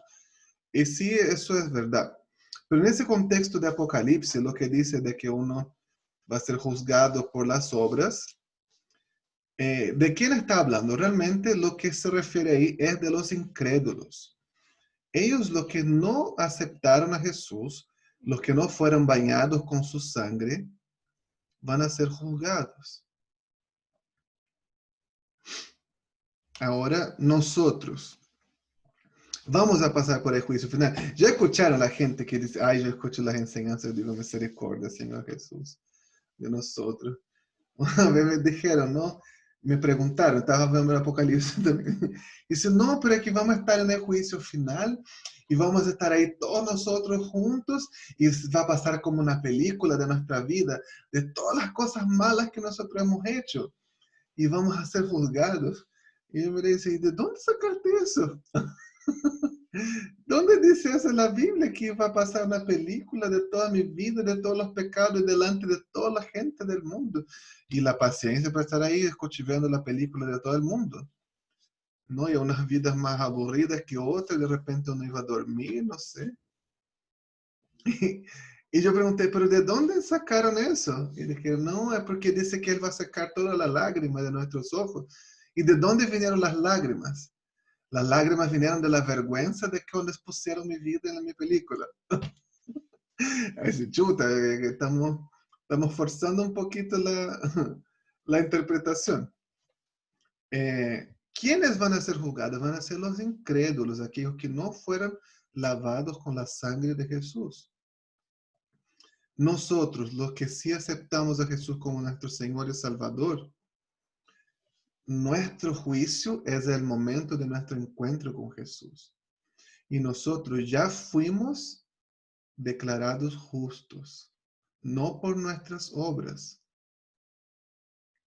sino fuimos declarados justos por la sangre de Jesús. Hay una imagen que yo siempre entiendo, siempre me gusta mucho y yo creo que entiendo mucho de eso. Es que el hecho de ser lavado con la sangre de Jesús es como, no es visual. Y imagina que está el trono de gracia y está Dios. Y nosotros, la creación, vamos a acercarnos al trono de gracia. Y Él está ahí adorado y yo me acerco al trono de gracia. Y cuando yo me estoy acercando, yo acepté a Jesús y yo fui lavado con su sangre. Y ahí en el trono de gracia, Dios hace como, Él huele el aroma de la sangre. Y nosotros somos autorizados a entrar al trono de gracia porque fuimos lavados y remidos por su sangre. Entonces, ¿en qué momento nosotros somos juzgados? En nuestro encuentro con Jesús y fuimos declarados justos. E inmediatamente cuando somos juzgados y declarados justos por la sangre de Jesús, tenemos certeza de la vida eterna. Porque eso fue lo que nos prometió. Eso es lo que la palabra dice. Ahora, ¿quién va a ser juzgado en el último día? Los incrédulos, aquellos que escogieron no aceptar, no ser bañados en la sangre de Jesús. Ahora, ¿qué onda con el libro de la vida? Existe un libro con el nombre de las personas, donde Jesús agarra así, por ejemplo, ay, no tengo un libro aquí cerca, ya, pongamos que la Biblia. Está mi libro, vaya a ver. Voy a llamar por su nombre, por favor, los llamados por nombre, entren. Voy a ver los que están aquí en mi pantalla. Cecilia Trepañán, puede pasar, por favor. Rocío Soto, pase. Bárbara Carreño, mira, su nombre estaba en la lista, pero fue tachado, lo siento. Vaya hasta el infierno. Daniela Cortés, tu nombre también fue tachado. Váyase con su amiga, agárrense tomadita de las manos y váyanse al lago de fuego. Disfruten del paseo. No creo que sea así, ¿no? Y esa idea para mí de decir, hay un libro y él fue tachado del nombre del libro, y es como que no sé, me da la sensación como de un Dios inestable, ¿no? Un Dios que pone el nombre en la vida, saca el nombre del libro, pone en el libro, saca del libro. Y no creo que sea eso. ¿Te acuerdas que el libro de Apocalipsis toma muchas imágenes del Antiguo Testamento? Y toma esta imagen también de cuando Moisés habla con el Señor, ahí el pueblo pecó, el pueblo de Israel, y Dios va y dice, yo voy a destruir este pueblo. Moisés dice, no destruye ese pueblo, no sé si entonces tacha mi nombre del libro de la vida. No creo que se refiere a algo literal, que haya en el cielo hay un libro así, con los nombres de todos, ¿no? Yo creo que nuevamente está tomando una imagen del Antiguo Testamento, como hace muchas veces en el libro, en el libro de Apocalipsis. Muchas veces él toma imágenes que estaban presentes en el Antiguo Testamento y lo hace una vez más. El juicio es para aquellos que no han sido bañados en su sangre. No va a haber una película de tu vida, porque Dios es omnisciente. Y no importa cuántos pecados hayas cometido en tu vida, la sangre de Jesús sobre tu vida, ella cubre todos los pecados. Ahora, ¿qué es lo que pasa con ese que mencionó Mabel? Si es verdad que nuestras obras deben ser, no son, todos los apóstoles, las epístolas nos instan a un buen vivir, nos instan a dar un testimonio de vida, nos instan a tomar las cosas de una manera seria delante de Dios, a que nuestras obras sean aprobadas por el fuego, ¿no? Que si nuestras obras fueron paja y madera, se consumió, no quedó nada. Pero no es como condición para ir al cielo, ¿no? Sino es como una respuesta a este gran amor. A veces nosotros pensamos mucho de eso, ¿no? Me preguntaron también, ay, tu galardón. ¿Y qué es lo que es un galardón? Es como, mi recompensa celestial, así como yo fui súper buen cristiano. Y entonces llegando al cielo, yo voy a vivir en la zona noble del cielo, así de la Nueva Jerusalén, en el barrio alto. Ahora el otro que no, el otro que fue malo, va a vivir en la periferia del cielo, así como en la poca monta del cielo. No, mi corona, sabe que me va a pesar el cuello de tantas piedras que tengo aquí que me pesa la cabeza. El otro, no, la corona pelada, la corona sin brillo, así, corona ordinaria. Y no, no estamos hablando de eso, ¿no? El amor de Jesús no es así, no es condicionado, no, ya no creo que tenga nada que ver con eso. Yo creo que tiene que ver con nuestra vida, con nuestra respuesta al Señor, no como condiciones para entrar o no entrar al cielo, sino como una respuesta a lo que nosotros hemos recibido de Él. Hay algunas otras cosas que yo quiero abordar que van a quedar quizás sí, algunos puntos sin que podamos hablar de ellos, pero ahí lo anotan, preguntan al Señor que los revele. No. Si aún tienen alguna pregunta, me pueden mandar y ahí yo voy a tratar de responder.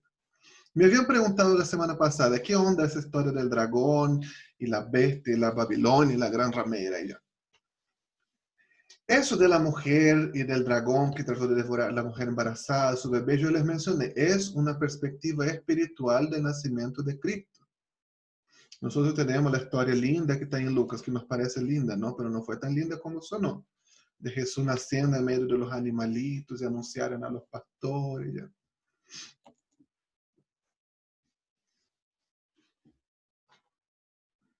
No, el nacimiento de Jesús fue en un pueblucho, que era Belén, no era, ay, Belén, vamos a Belén, vamos pastores, no, era Belén en un pueblucho, un pueblo ordinario, así, feo. Jesús no nació, ay, qué lindo los animalitos, como miraban, no, los animales eran sus vehículos, eran sus cargas, Jesús como si hubiese nacido en un garaje, un garage.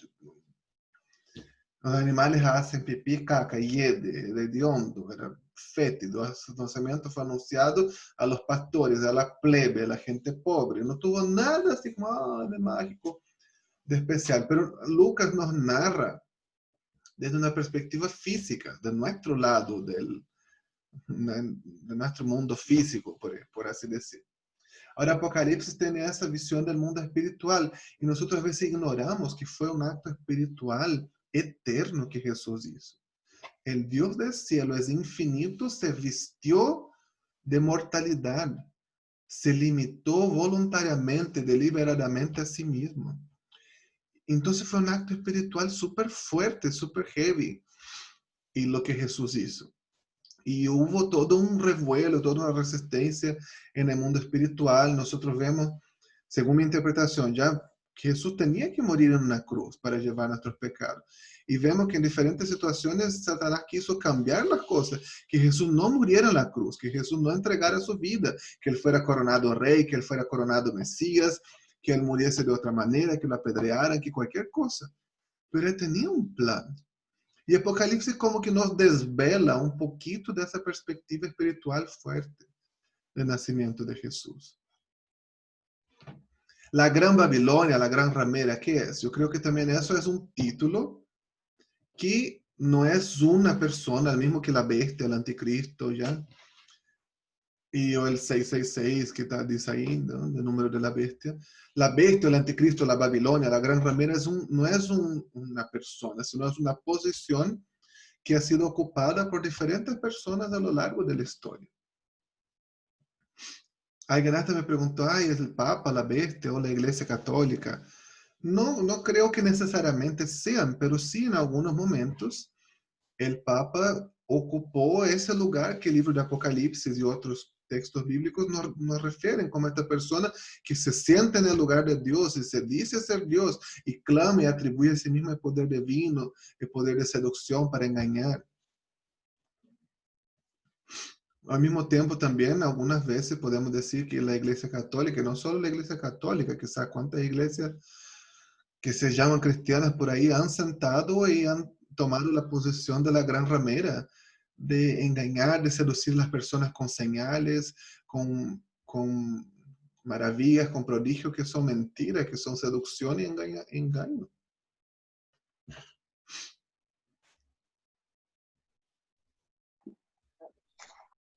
Hay una pregunta ahí que me hicieron, que era, bueno, dos preguntas, ¿no? Quizás no están tan relacionadas. Pero, ¿qué pasa con los que nunca escucharon a Dios, como los pueblos precolombinos?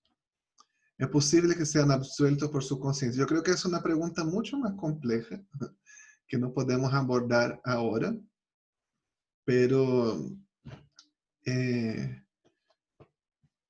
yo creo que él fue revelado, ¿no? La Biblia dice que pueblos de toda lengua y nación. Entonces todos los pueblos de alguna manera pudieron tener la revelación de Jesucristo, aún fuera de manera sobrenatural.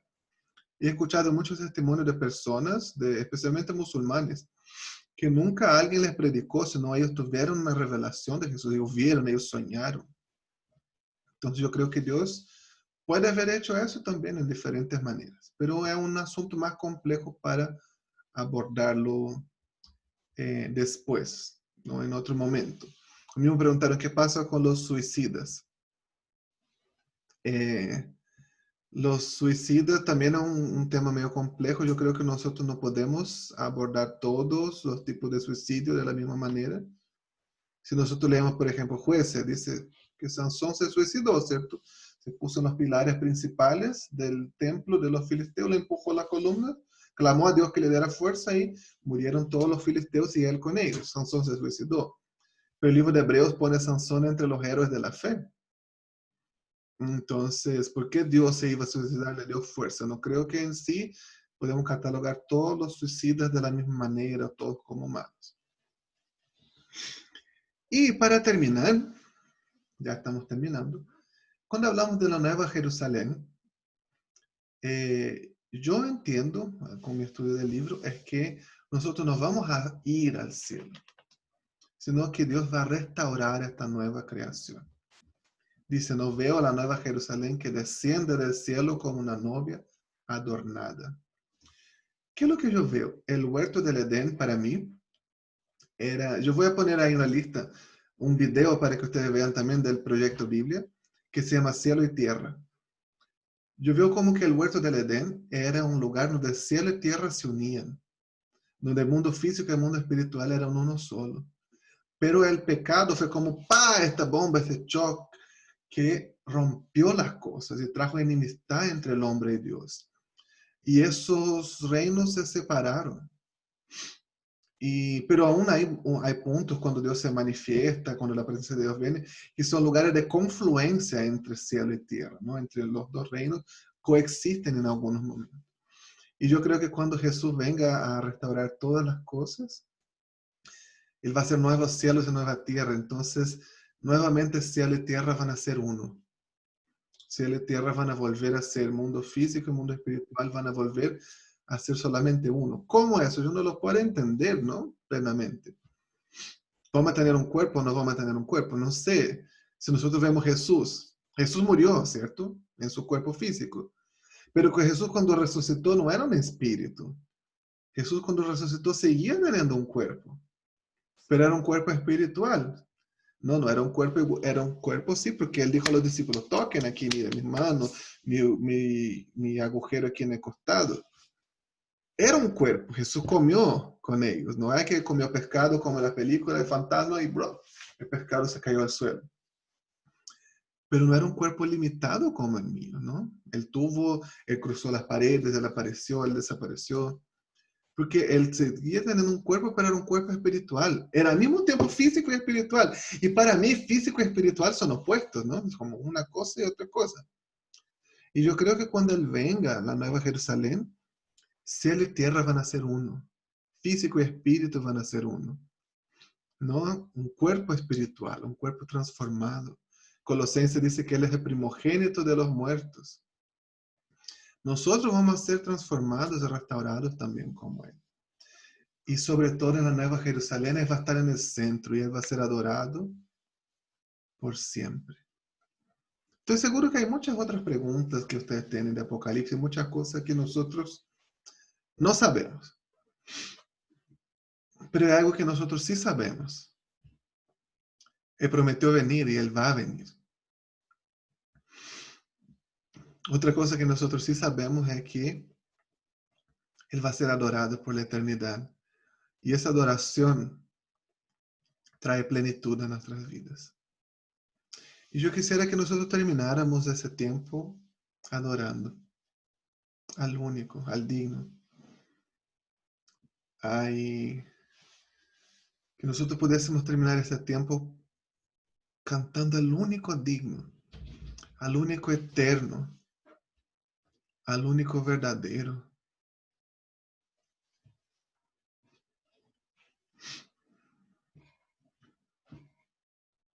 Y quizás podamos disfrutar un poquito de lo que va a ser la eternidad. Él está entronizado en su alto y sublime trono. Él está sobre todas las cosas. Y que nosotros podamos entronizarlo también. Que Él pueda estar entronizado por nosotros. ¿Qué es nuestra adoración delante del Rey de Gloria? No es nada. Pero que podamos reconocerlo, que podamos admirarlo, adorarlo. Porque esa certeza nosotros tendremos. Él viene y va a ser adorado por siempre. Amén. Júntese con nosotros en esta adoración, ahí donde tú estás. Adórelo a Él. Y que Él sea entronizado por nosotros en medio de la adoración y la alabanza de su pueblo. Todo pueblo, lengua, reino y nación delante de Él.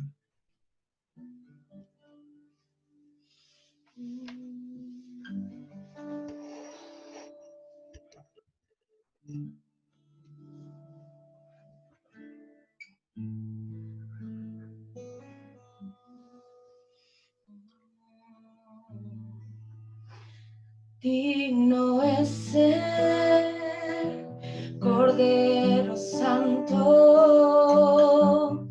Santo, Santo es Él.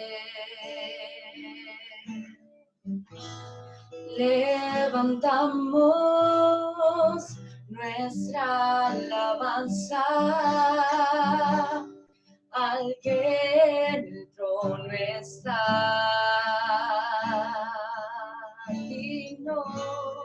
Digno es el Cordero Santo,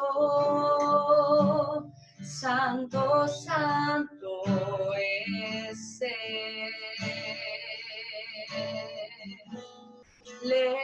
levantamos nuestra alabanza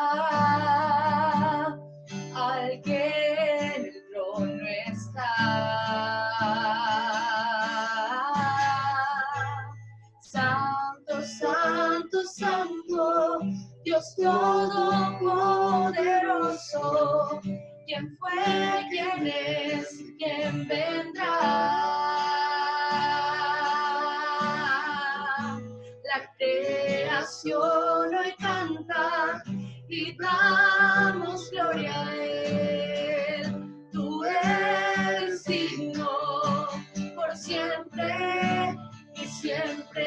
Cántalo, santo, santo, santo, santo, Dios todopoderoso, ¿quién fue, quién es y quién vendrá? La creación hoy canta y damos gloria a Él. Tú eres digno por siempre y siempre. De un arco iris estás vestido, tu voz resuena como los truenos. Recibe honor y gloria, poder y majestad, a ti el único Rey. Santo, santo, santo, Dios todopoderoso, ¿quién fue, quién es y quién vendrá? La creación hoy canta y damos gloria a Él. Tú eres digno por siempre y siempre.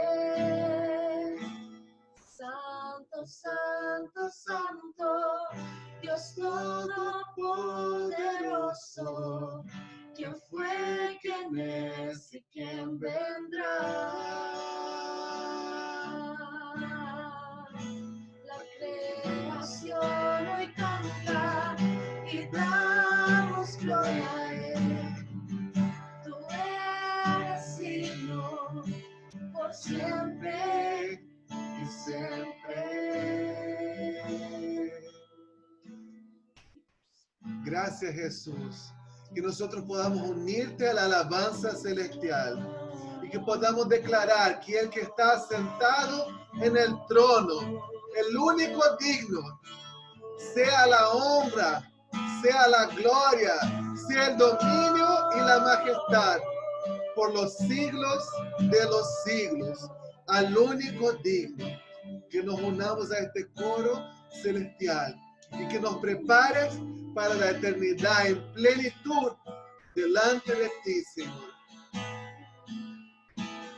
Al que está sentado en el trono, al que vive para siempre y siempre, sea la gloria, sea la honra y el poder, sea la gloria, sea la honra y el poder. Al que está sentado en el trono, al que vive para siempre y siempre, sea la gloria, sea la honra y el poder, sea la gloria, sea la honra y el poder. Quiero conocerte a ti,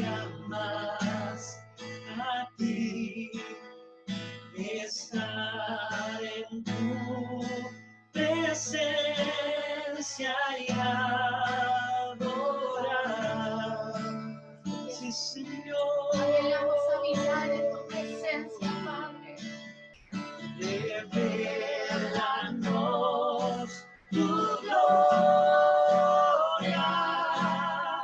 Deseamos ir mucho más en ti. Queremos tu presencia, Jesús. Al que está sentado, decimos, al que está sentado en el trono, al que vive para siempre y siempre, sea la gloria, sea la honra y el poder, sea la gloria, sea la honra y el poder al que está sentado en el trono,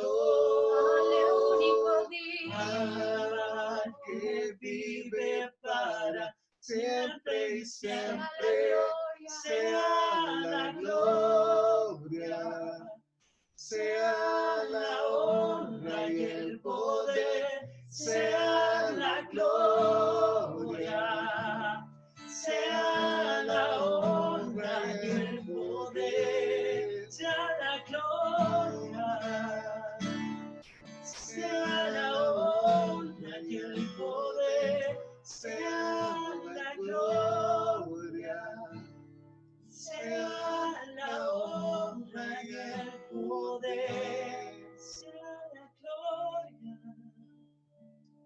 sea la honra y el poder, sea la gloria.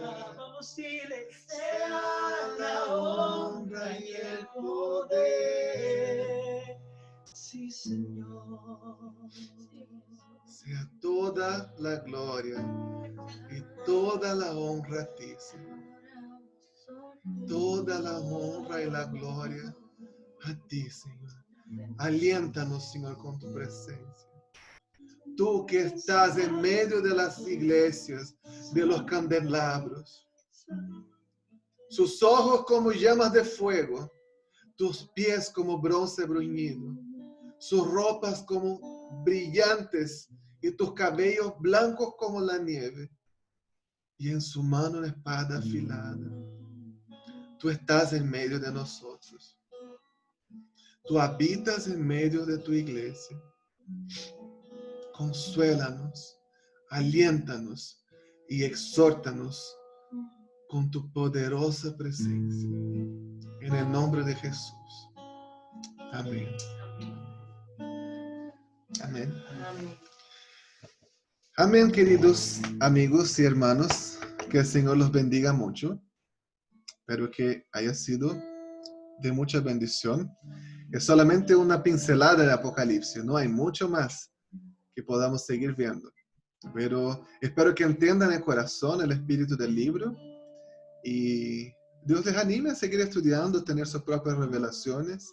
Ahí nos la comparten después. Y que sea una bendición. Agradecemos a Frank y Bárbara que nos acompañaron. Y mañana les voy a mandar los trabajos de Apocalipsis. Y la idea es que entreguen hasta el domingo para que tengamos tiempo de corregir.